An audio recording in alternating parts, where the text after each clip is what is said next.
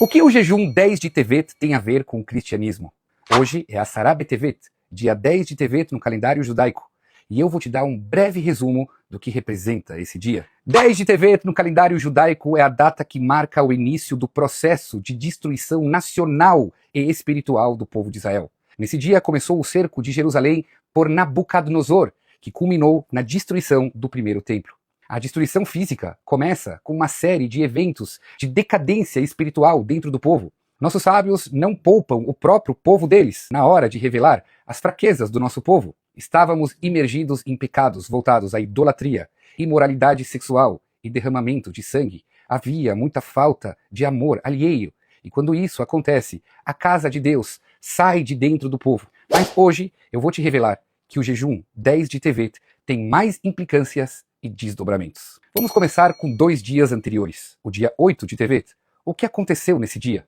No dia 8 de Tevet, 3 séculos antes da Era Comum, a Torá foi traduzida para o grego, dando origem à Septuaginta.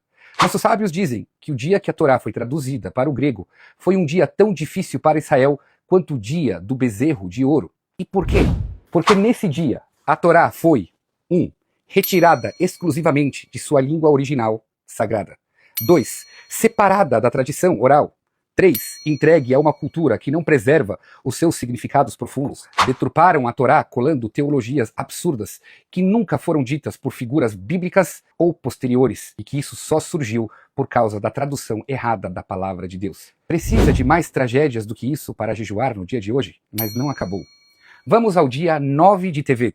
Ontem. O que aconteceu 9 de Tevet? No dia 9 de Tevet, 4 séculos antes da Era Comum, falece Ezra HaSofer, Esdra, o escriba, dos maiores líderes espirituais que restaura a leitura pública da Torá.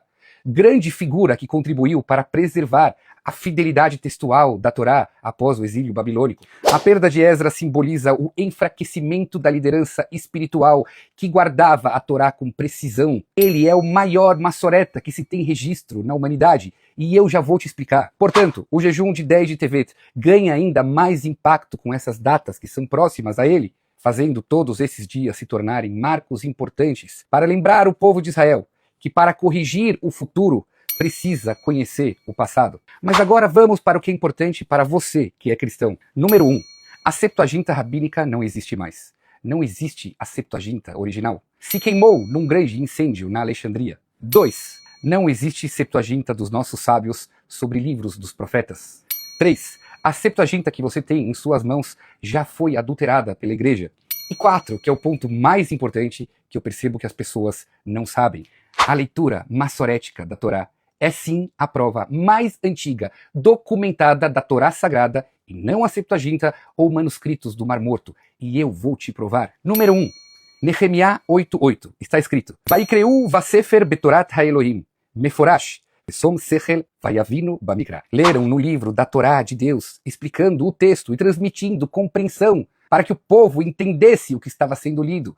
O versículo deixa claro que já na época de Esdra, 5 séculos antes da Era Comum, se lia na Torá como um livro único, ou seja, um rolo. Primeiro lia-se em hebraico e depois se traduzia oralmente para línguas da diáspora, para que os leigos pudessem compreender. Sem falar que desse versículo, nossos sábios ainda aprendem, por intermédio de diuk, estudo de precisão textual, que a Torá foi lida com os Ta'amei Hamikra, sinais musicais que até hoje utilizamos em nossas sinagogas. Mas como vocês cristãos não acreditam no Talmud, nem vou me esforçar para provar isso. Eu vou te provar dos próprios manuscritos do Mar Morto que você acredita que a leitura maçorética veio antes de todos. Abram imagens dos manuscritos do Mar Morto.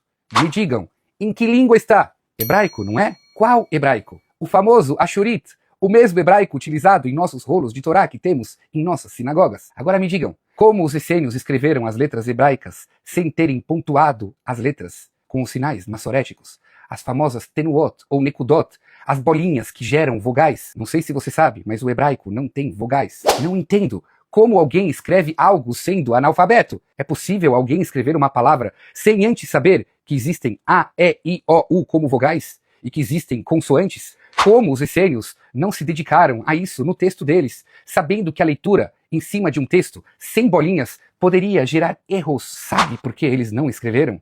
porque eles sabiam ler a Torá sem as pontuações de vogais, porque já conheciam as regras gramaticais do hebraico.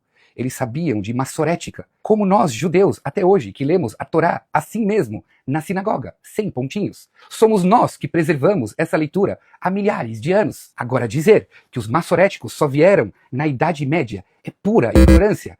Os massoréticos da Idade Média apenas compilaram, organizaram os estudos massoréticos, que são milenares. Ontem, alguém me perguntou, então por que não existe um rolo de Torá mais antigo que os manuscritos do Mar Morto? Mais antigo que a Septuaginta? Eu disse, muito obrigado por essa pergunta. A sua pergunta é a maior prova como os rolos da Torá vieram antes que os manuscritos do Mar Morto e que a Septuaginta. A própria ausência de rolos prova isso. Número 1. Pela tradição judaica, uma letra errada na Torá torna toda a Torá inválida. Um Yud se tornar um Vav, um Beit se tornar um Rav, invalida todo o rolo.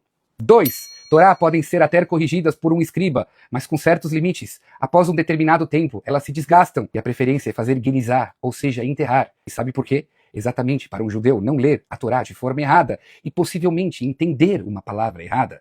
Número 3. Leia a história judaica e me diz por quantas diásporas e perseguições nós, judeus, passamos. Não é óbvio para você que seria impossível carregar um rolo de Torá de uma forma a ser despercebido? O fato de não ter um rolo de Torá que data antes aos manuscritos do Mar Morto ou a Septuaginta é a prova da integridade e preservação da Torá. Enfim, os manuscritos do Mar Morto só provam ainda mais como já existia a leitura massorética. E é por isso que o dia de hoje é triste. Nós jejuamos, e ele deve ser conhecido até mesmo por cristãos como um dia que representa a tragédia da Septuaginta que afeta diretamente vocês. E por causa dela existe um monte de versões de Bíblia. A perda da liderança de Esdra, que foi sim dos maiores massoretas, 5 séculos antes da Era Comum, e que te venderam uma mentira que a massorética só veio na Idade Média. O início da destruição de Jerusalém, que culminou com a queda do templo, e a dispersão do povo de Israel para um exílio doloroso. E para terminar, eu quero fazer uma pequena perguntinha a esses que se mantêm resistentes para achar que a Septuaginta é mais antiga que a massorética. Procurem uma resposta para mim ou um drible de craque para me explicar como é possível que todos os judeus no mundo inteiro estão lendo a Torá todas as semanas em suas sinagogas com as mesmas palavras e por milhares de anos. Porque se eles estivessem lendo no Shabat, a sua Septuaginta iria-se ter pelo menos 5 leituras diferentes da palavra de Deus. Aguardo a sua resposta nos comentários desse vídeo. E aos meus irmãos de Israel, bom jejum a todos vocês. Yeshuot Verechamot.